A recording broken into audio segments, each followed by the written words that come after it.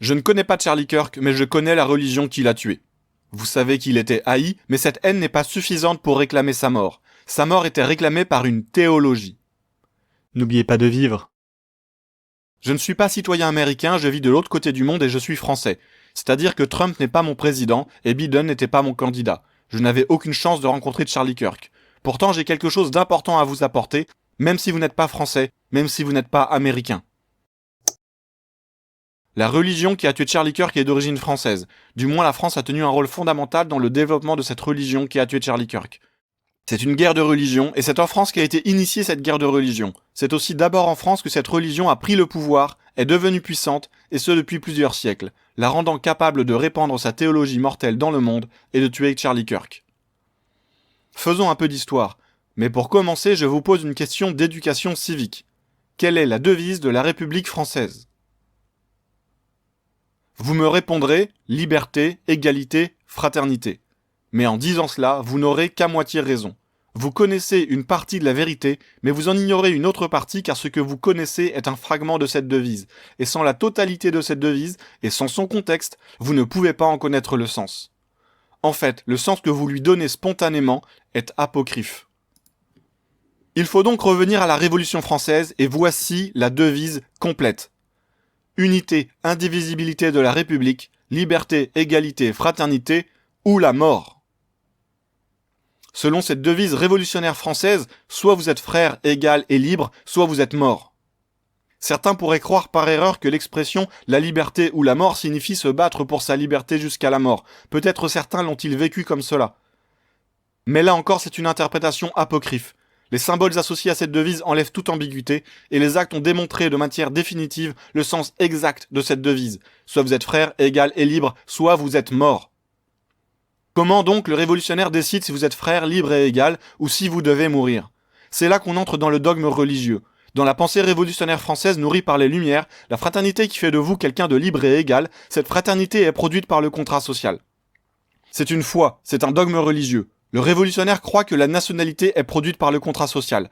Selon ce dogme, le contrat social produit une nation nouvelle. La Révolution française est une guerre de religion. La religion révolutionnaire s'appelle le contractualisme. Le contrat est un outil humain, extrêmement utile et nécessaire. En tant que chose, le contrat social est un outil essentiel au développement d'une société humaine. Mais ce contrat est une chose, un outil, une création. Ce que fait le révolutionnaire, c'est qu'il élève cette chose, cette création, au rang de divinité. Il en fait une idole. Le contractualisme est la religion qui a pour divinité le contrat social. Dans cette religion contractualiste, la divinité n'est pas une divinité personnelle, ce n'est pas une personne. Pour bien comprendre, il faut se défaire de ces présupposés religieux. Nous connaissons par exemple le catholicisme et le judaïsme où la divinité est une divinité personnelle, c'est-à-dire que l'homme est en relation avec Dieu de personne à personne. Mais pour comprendre le contractualisme, il faut se défaire de ce présupposé théologique, car dans le contractualisme, la divinité n'est pas une personne, la divinité est le contrat. Ce Dieu contrat est alors tenu comme cause de toute réalité, source de toute vérité et de toute morale. Comprendre cette théologie est fondamental pour comprendre le différend qui opposait Charlie Kirk à la religion contractualiste. Dans le christianisme, la création est ordonnée par une divinité extérieure à l'homme selon des règles extérieures à l'homme, ce qui signifie qu'il existe une vérité et que cette vérité peut être découverte par la raison et vérifiée par l'expérimentation selon un protocole scientifique. C'est pourquoi Charlie Kirk intervenait dans des universités. Ce que pratiquait Charlie Kirk s'inscrivait dans la tradition catholique de la disputatio, une pratique essentielle de la scolastique médiévale. La foi contractualiste est fondamentalement, théologiquement incompatible avec cet exercice universitaire de disputatio. Pour le réaliste, l'université et l'assemblée sont des lieux de recherche et de débat pour confronter ces résultats de recherche et en extraire la vérité. Pour le contractualiste, l'université et l'assemblée sont des lieux de la rédaction de la volonté et de la formation du consensus qui doit soumettre et contraindre la divinité à produire cette vérité voulue. Dans la pensée réaliste, celui qui ne fait pas consensus est un contradicteur qui peut aider à trouver la vérité ou s'il est un ignorant, un menteur ou un sophiste, éloigne de la vérité. Dans la pensée contractualiste, celui qui ne fait pas consensus est celui qui empêche la divinité de produire la vérité réclamée. Son élimination est le moyen ultime de donner à la divinité le pouvoir de produire cette vérité réclamée en lui offrant le consensus absolu. Quand le contradicteur ne renonce pas à sa liberté, ou s'il est suffisamment bon dans son exercice de réfutation ou d'affirmation et de probation, sa mort devient nécessaire à l'obtention du consensus et nécessaire à l'avènement du réel réclamé. C'est pourquoi Charlie Kirk a été tué. Le contractualisme a encore tué. Le contractualisme a tué Charlie Kirk. Le catholique sait que même en se réunissant et en se mettant d'accord à plusieurs sur ce qu'ils veulent que le monde devienne, ce contrat ne produit pas cette réalité. Il ne suffit pas de le vouloir pour que cela se produise. Le contractualiste y croit, sincèrement, ou du moins il veut y croire, parce que c'est un dogme. Dans le système contractualiste, celui qui ne croit pas en le pouvoir créateur de cette divinité contrat n'est pas frère, n'est pas égal, n'est pas libre et mérite la mort. Le contractualiste croit sincèrement qu'il suffit de penser très fort à quelque chose, de le vouloir de tout son cœur, tous ensemble, pour que ça se produise. Le contractualiste croit qu'il suffit de déclarer comment il veut que le monde soit, comment il veut que l'homme soit, et qu'il lui suffit d'obtenir l'adhésion des autres dans cette volonté pour que cette réalité advienne. La problématique d'incompatibilité matérielle éventuelle n'existe pas, car selon cette croyance, le réel se décrète. Par dogme, tout est construction sociale, toute volonté commune est voulue comme performative. Mais pour le contractualiste, ce qui fait obstacle à cette performativité réclamée n'est pas une éventuelle propriété incompatible du réel, mais le fait que le contrat n'a pas reçu sa pleine adhésion. Selon cette croyance, si une seule personne n'adhère pas à ce contrat, cette personne est tenue pour responsable de l'échec de cette création nouvelle. Celui qui ne croit pas que le contrat est Dieu est alors coupable de retenir Dieu d'agir. Pour le contractualiste, le contrat est Dieu. Et sans ce contrat, la création ne peut se faire. Tant que Charlie Kirk vit, le grand soir ne peut pas se produire, la nouvelle race humaine ne peut pas devenir, le progrès ne peut se réaliser, la nature humaine ne peut pas évoluer, le surhomme ne peut devenir, ce n'est jamais du vrai communisme, etc. Vous connaissez ces phrases. D'ailleurs, cette superstition se manifeste de manière assez diverse. Il y a par exemple le révolutionnaire qui croit superstitieusement qu'en tuant tous ses contradicteurs, il va soumettre la divinité pour produire une nouvelle réalité. Et il y a aussi par exemple celui qui croit superstitieusement qu'en disant simplement « je ne contracte pas », il soumet lui aussi la divinité pour l'empêcher de produire cette réalité ou au contraire pour en produire une nouvelle, par son seul décret supposément performatif. C'est la même foi. Dans le contractualisme, cette croyance est indiscutable, c'est un dogme. Le contrat social fait l'objet d'un culte. Il est tenu pour cause de toute réalité, de toute vérité et de toute morale. Par exemple, ce Dieu contrat social peut supposément produire la réalité qu'un être humain ne soit pas un être humain en fonction de son âge, et ce, indépendamment des observations physiques. Aussi, ce Dieu contrat social peut supposément produire la réalité qu'un être humain ne soit pas un être humain en fonction de son infirmité ou de ses opinions, ce qui permettrait supposément de produire la moralité de son assassinat, par exemple. La religion qui a tué Charlie Kirk est ce contractualisme. Une constante que l'on retrouve dans les dictatures contractualistes, c'est le fait que dans cette théologie, ce ne sont plus les parents qui produisent la nation. Ce n'est pas la famille qui produit la nation, ce n'est pas la famille qui produit la fraternité. Dans la théologie contractualiste, c'est le contrat social qui produit la nation. Ça signifie que si vous n'adhérez pas au contrat social, ou si le contrat social vous rejette, vous n'êtes pas frère, vous n'êtes pas libre, vous n'êtes pas égal, vous êtes mort. Le contractualisme est la théologie du socialisme, et le socialisme, la doctrine politique du contractualisme. Vous reconnaîtrez là certainement le soviétisme russe, mais aussi le fascisme italien et le nazisme allemand. Toutes ces choses sont des applications politiques du dogme contractualiste. Pour le nazisme, c'est encore plus évident car c'est le nom même de cette formation politique. Le national-socialisme, c'est la nation produite par le contrat social, littéralement. Le national-socialisme est simplement le nom que l'on donne à l'implémentation du national-contractualisme en Allemagne au XXe siècle. Le national-socialisme avait pour ambition de produire par le contrat social une nation nouvelle, l'imaginaire arien, afin de remplacer la nation allemande. Les citoyens allemands qui étaient théologiquement incompatibles avec cette religion contractualiste, comme les catholiques et les juifs en particulier, méritaient la mort. Il faut bien comprendre que l'Allemand déporté n'était pas étranger à la nation allemande, mais il était étranger à la nation nouvelle que devait produire le contrat social nazi. Toute résistance à cette doctrine devait mourir car tenue pour cause de l'échec de l'avènement de cette nouvelle nation aryenne de remplacement. Je vous remontre cette image avec la devise contractualiste, liberté, égalité, fraternité ou la mort, écrite en étendard sur le faisceau des licteurs liés autour de la hache du dictateur. Vous avez là tout ce qu'il faut pour comprendre cette guerre de religion. Le licteur, c'est un homme de loi dans l'Antiquité romaine qui a le pouvoir de sanction immédiate.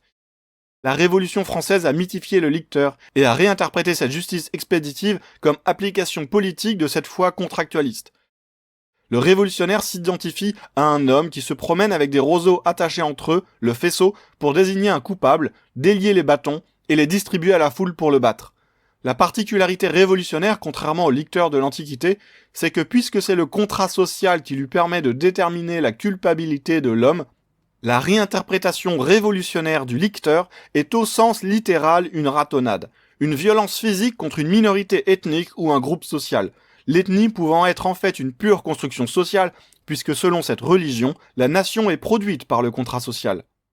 C'est d'ailleurs pour cela que sous influence révolutionnaire et donc contractualiste, les sciences sociales peuvent être sujettes à de très nombreux biais dans l'évaluation de ce qui est une construction sociale ou ce qui ne l'est pas. D'une part, car selon ce dogme, tout est créé par le contrat social qui est Dieu. Mais d'autre part, de telles constructions sociales permettent aux révolutionnaires de créer à la fois les critères de discrimination et la justification morale de sa violence. Revenons à ce symbole révolutionnaire. Ces bâtons sont attachés en faisceau autour de la hache du dictateur. C'est le nom de cette hache qui est destinée à l'exécution du condamné. Parfois, cette hache du dictateur est remplacée par une pique, ou un mélange des deux en hallebarde. Ce symbole des faisceaux du licteur entourant la hache du dictateur date de l'Antiquité romaine et a été utilisé comme symbole d'autorité et de justice en dehors de la théologie contractualiste. Mais, réinterprété par la doctrine révolutionnaire socialiste, en particulier associé à cette devise « liberté, égalité, fraternité ou la mort », ce symbole est le symbole de la dictature qui extermine ceux qui n'adhèrent pas au contrat social, ou ceux que le contrat social rejette. Le socialiste, dans sa tentative de permettre à la divinité contrat de produire le monde nouveau ou la nation nouvelle, tue tous ceux qui lui apparaissent comme un obstacle, ceux qu'il tient comme pas assez purs, pas assez croyants, ou simplement à qui il refuse la citoyenneté. Le rejeté du contrat social est décapité, mais en pratique, et grâce au progrès technique, la guillotine est préférée à la hache pour son efficacité. Car le rabotage de population est massif. Robespierre avait dit par exemple en 1792 « La royauté est anéantie, la noblesse et le clergé ont disparu, le règne de l'égalité commence ». Dès 1793, la terreur montra qu'il ne s'agissait pas de retirer des privilèges, de redistribuer des richesses ou de défaire des corps sociaux. Ce qui était effectivement réclamé pour permettre au dieu contrat social de faire advenir cette supposée égalité était l'élimination systématique. En effet, lorsque tout ce qui diffère de toi est mort, alors il ne reste que l'égalité, à moins que ce ne soit la solitude. Liberté, égalité, fraternité ou la mort. Le contractualiste a besoin de tuer. Et Le Quignot le dit seulement 2 ans plus tard, en 1794. Il serait possible de n'exterminer que les étrangers, mais ce sont les prêtres, les nobles, les étrangers et les déserteurs mêlés au milieu de nous qui rendent leur réduction impossible. Il faut donc nécessairement les égorger tous. Il faut donc se décider à tout massacrer. Voyez, le contractualiste ne peut réduire ceux qui n'adhèrent pas au contrat social que par l'extermination. En 1945, l'abbé Paillon, curé de Maillé, un village français rasé par les nazis, avait identifié dans cette volonté de destruction totale de son village la parole d'Hitler qui voyait dans l'anéantissement total de la France le moyen nécessaire à l'avènement de son dieu contrat. Je cite. « C'est seulement lorsque ceci sera bien compris en Allemagne qu'on rassemblera toute notre énergie pour une explication définitive avec la France et pour cette lutte décisive, à condition que l'Allemagne ne voie dans l'anéantissement de la France qu'un moyen. Le contractualiste a toujours besoin d'une solution finale comme moyen de faire advenir son dieu contrat. C'est cette solution finale contractualiste qui a tué Charlie Kirk. La même que sous la Révolution française en France, la même que sous le nazisme en Allemagne. C'est sans surprise que le fascisme italien a repris lui aussi le symbole des faisceaux avec ses faisceaux de combat. Pas seulement parce que c'était un symbole romain et donc italien, mais aussi parce que le fascisme italien a adopté la réinterprétation révolutionnaire française du faisceau. Ainsi Mussolini disait « Nous sommes libres de croire que ceci est le siècle collectif ». Parce que dans la doctrine contractualiste, c'est ce collectif qui, en produisant le contrat, soumet la divinité qui doit créer le monde nouveau et la race nouvelle promise aux croyants. Le rejeté du contrat mérite la mort, et cette mort du rejeté est nécessaire pour que l'adhésion au contrat social soit complète et que la divinité soit en capacité de créer et soit soumise aux volontés de ceux qui rédigent le contrat. En tant que Français, ce symbole de terreur révolutionnaire est présent sur mon passeport, comme il est sur tous les passeports français. Le socialisme n'est pas une affaire d'œuvre sociale, ça n'a rien à voir. Être actif socialement, être engagé dans des œuvres sociales ne fait pas de vous un socialiste. Le socialisme est la théologie contractualiste retranscrite en doctrine politique. Le socialisme est le bras armé de la foi en un contrat qui serait le Dieu créateur. Le socialisme promet toujours un monde meilleur et une nation nouvelle qui doivent être créées par la divinité contrat-sociale.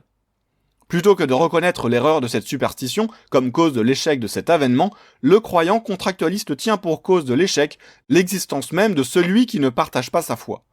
Le contractualiste a alors le devoir de tuer le réaliste, afin de former ce collectif, cher à Mussolini, qui adhérera entièrement à cet unique contrat pour que la divinité contrat puisse créer le monde nouveau et recréer la nation nouvelle. J'ai employé le mot de réaliste pour désigner le non-contractualiste, car c'est le mot qui désigne le principe philosophique qui est fondamentalement contraire au principe contractualiste. Le terme de scientifique n'est pas suffisant, car la science et donc la connaissance peut être faussée par le mensonge. Il faut que cette connaissance soit la connaissance du réel. Le non-contractualiste n'est pas de droite, car la droite n'existe pas. Seule existe la gauche qui se définit comme telle, car historiquement, les révolutionnaires étaient placés à gauche dans l'hémicycle français. Est de gauche celui qui tient la guillotine, celui qui tue. Et c'est celui qui tient la guillotine qui désigne la droite. Le concept de droite n'existe que dans l'expression révolutionnaire de la théologie contractualiste, et parler de droite, c'est tenir un discours déjà colonisé par cette théologie. Le révolutionnaire tue, systématiquement. Il exécute celui qui l'accuse de faire échec au contrat social et à l'avènement du monde nouveau. Le révolutionnaire tue d'abord les figures, ensuite la masse du peuple, car le révolutionnaire découvre après chaque mort que le monde nouveau qu'il espère ne vient toujours pas. Alors il continue de tuer, homme après homme, femme après femme, enfant après enfant, dans sa quête aveugle de trouver enfin la satisfaction de sa superstition.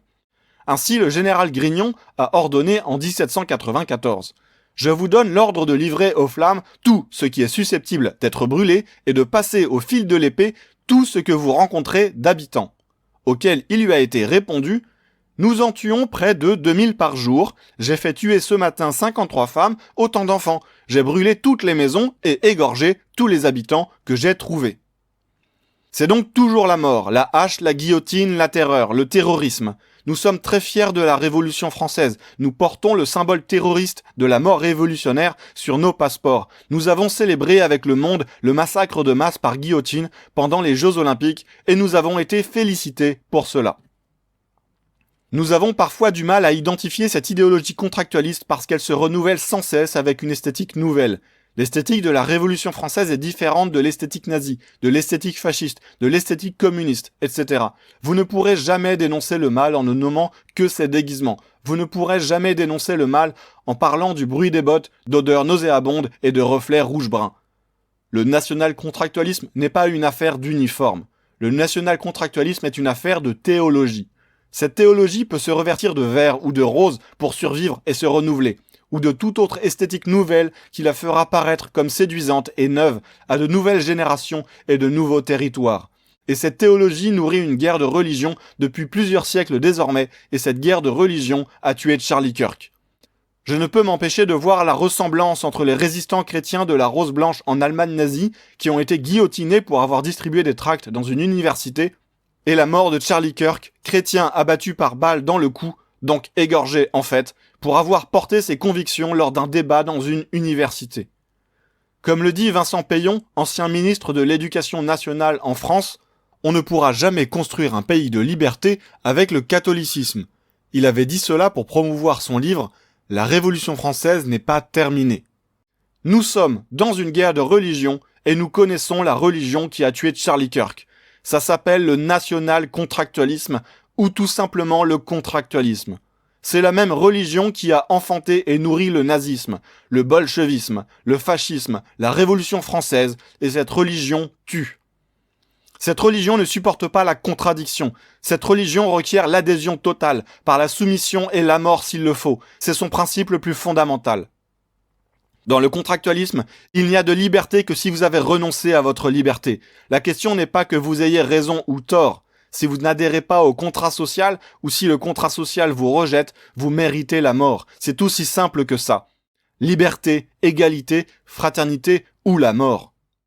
Dans la théologie contractualiste, le fait que vous ayez raison ou tort n'a aucune importance. La vérité n'a aucune importance. Dans la théologie contractualiste, la contradiction mérite la mort par principe. Dans le catéchisme contractualiste, la contradiction est un blasphème envers le Dieu contrat, et ce blasphème mérite la mort, non comme une punition, mais comme le moyen nécessaire et sacré de permettre à la divinité du contrat social de trouver sa perfection pour être en capacité totale de réaliser l'imaginaire de votre rêve. Pour terminer, j'adresse cette parole à la femme de Charlie Kirk que je ne connais pas, Erika. Je lui partage cette parole vitale d'espérance que je prononce désormais dans ma prière lorsque j'apprends le décès d'un proche. C'est une parole d'espérance et un acte de foi très fort. Le catholique croit en la résurrection de la chair et dans la communion des saints. Cela signifie que non seulement le catholique croit en la résurrection, mais le catholique croit que dans la communion des saints, il peut se rendre présent par la prière au moment de la résurrection de l'être aimé, et qu'il peut même participer à sa résurrection dès maintenant. Le chrétien peut prononcer avec Dieu, dans la communion des saints, cette parole tirée du livre d'Ézéchiel au chapitre 16, cette phrase que Dieu a déjà prononcée pour nous sauver de la mort, « Vis dans ton sang ». Le révolutionnaire dit qu'un sang impur abreuve nos sillons. Le catholique dit « Vis dans ton sang ». Et n'oubliez pas de vivre. Merci de m'avoir écouté, partagez cette vidéo le plus largement possible, abonnez-vous à ma chaîne si vous le pouvez. Je n'ai abordé le sujet qu'en surface, j'espère pouvoir faire plus de vidéos sur ce sujet. Je suis convaincu que c'est un des sujets les plus importants pour notre siècle, et je pense qu'il est vital d'exposer cette religion criminelle. Car comme je l'ai dit, cette religion se satisfait de n'importe quelle esthétique. C'est-à-dire qu'il ne suffit pas de battre un parti à des élections, puisque sans dénonciation et rejet de la religion contractualiste criminelle, pour gagner ces mêmes élections et se maintenir, tout parti a besoin aujourd'hui de sacrifier à cette religion. Ce n'est pas une affaire de parti, il faut défaire le mal à la source.